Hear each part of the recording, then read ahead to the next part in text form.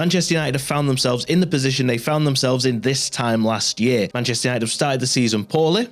Granted, they got a win against Wolves, but it was a terrible performance with a better performance against Spurs, which resulted in a 2-0 defeat as well. Manchester United's midfield is once again looking shaky. Mason Mount has come in on a £55 million deal from Chelsea, and he hasn't settled in straight away. He's in a full pre-season with Man United where he looked relatively poor, but he got a second chance, second bite of the cherry at the start of the season where he once again hasn't looked great. Bruno Fernandes has been playing the Bruno Fernandes role, but Casemiro has been looking rather rocky at the back. He's not yet up to speed. It may be that he just needs a bit more time to get up to speed as he's getting that little bit older, or could it be that Casemiro is on the decline? Manchester United have been heavily linked with another midfielder throughout this transfer window, especially as we get later on into the month of August, closing in on that September deadline. United have been heavily linked with Fiorentina's Sofyan Amrabat, somebody who can come in and bolster that midfield alongside Casemiro, allowing United a bit more free flow in the attack. Man United have also been linked with Bayern Munich's Ryan Gravenberch. Now, as you'll know, United signed Marcel Sabitzer in January from Bayern Munich, a player who isn't in the plans at Bayern Munich and has subsequently moved to a different club, but he fit the bill at Manchester United. And, of course, if you look at Ryan Gravenberch's history, he's played at Ajax, he's played under Erik ten Hag, he's played at the Eredivisie, he's ticking all the boxes of all the players that Erik ten Hag seems to be signing. But is he good enough for Manchester United? Kobbie Mainoo, of course, got injured during the pre-season, and he would have been a player that we would like to think that Erik ten Hag was going to play a much more key role this season, but we don't know how long he's going to be out for at this stage. He could be coming back soon, or he could be out for a bit of a lengthy period, meaning that Erik ten Hag needs to find a solution now. Gravenberch is only 21 years of age. He spent a frustrating first season in Germany, making just 6 league starts, but as we say, he's just 21. He's got bags and bags of potential, which means that he could fit into the Manchester United side in the long term.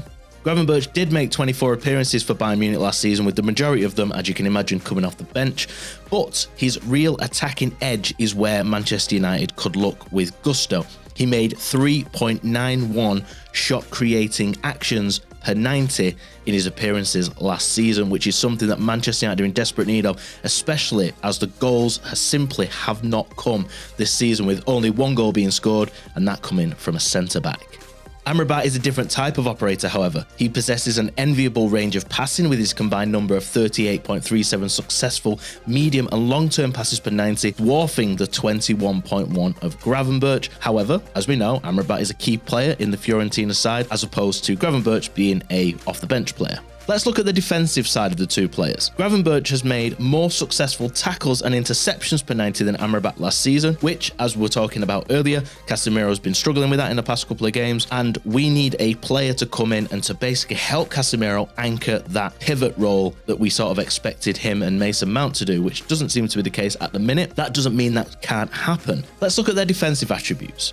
We know that as a midfielder, we need some sort of attacking prowess, which is, you've got your Bruno Fernandes for that, you've got your box-to-box midfielder in your Mason Mount, and then you've got your defensive midfielder in Casemiro. Casemiro is 31 years of age, he's not getting any younger, and he looks like he's struggling for a bit of fitness or the pace of the game thus far this season. That we hope will change. If we look at the defensive attributes of Gravenberch and Amrabat that could help that out, Gravenberch made more successful tackles and interceptions per 90 than Amrabat last season, 2.66 as opposed to 2.03, despite playing in a more attack-minded position, which he also averaged a higher number of blocks and clearances than the Moroccan captain. That shows the all-round ability the Dutchman offers, making him potentially more of a valuable option for United. Both players enjoy being on the ball and recorded a similar number of carries, and neither give up possession cheaply.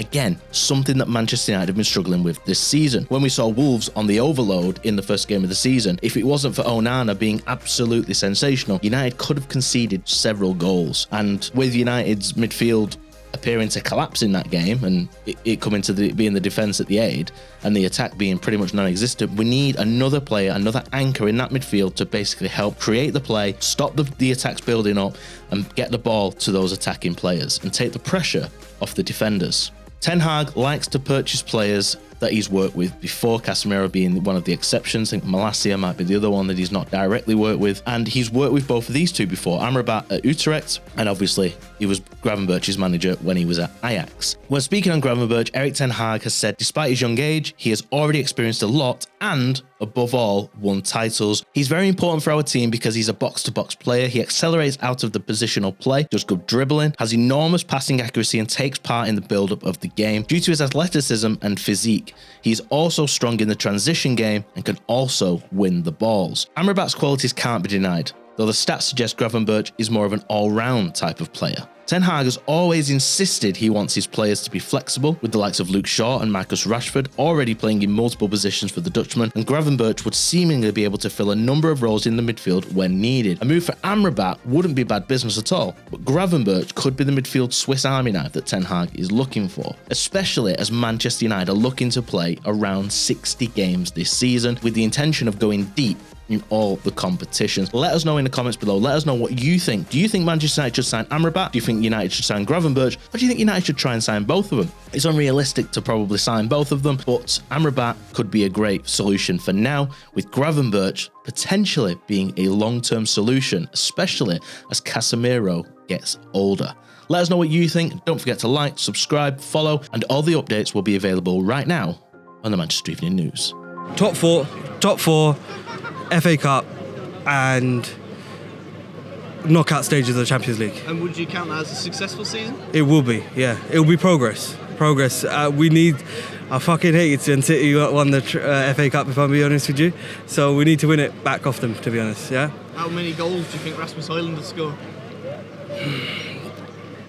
15, all comps. Would that be successful for him?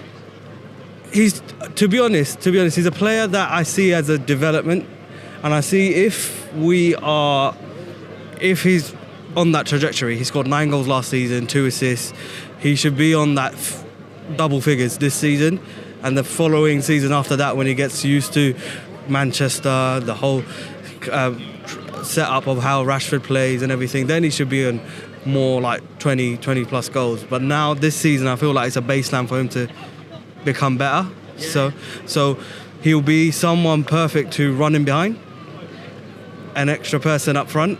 6'3", not bad to have up front. Pacey striker, that's what we were missing last season.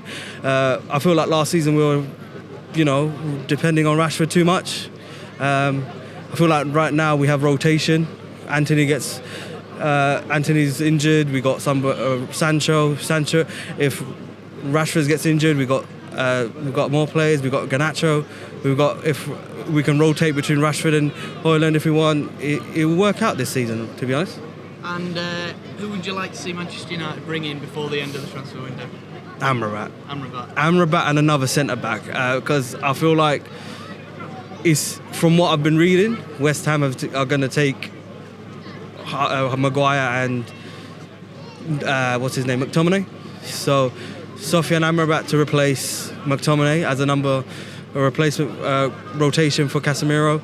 And I'll say in terms of centre-backs, I'll probably be looking at a young centre-back that we could probably use as an option. Got any names on the top of your head? In terms of names, everyone that we wanted has gone. Kim, Jay, Desai, all of them. I don't know any young strikers. In terms of young centre-backs, I would probably say we'll probably need to go for... Oh, God, I don't even know. Probably Alaba. I don't know. I don't know. And have you got a preferred takeover party? Would you like to see the takeover happen? And Qatar. Who would you be? Qatar. We need... Oil money competes with oil money. Yeah. With all due respect, I don't know too much about Radcliffe, but if he's going to... The takeover... is going to be Glazer 2.0, and we can't have another 17, 18 years of Glazer takeovers. We need money, and we need it fast. Success equals Qatar. That's all.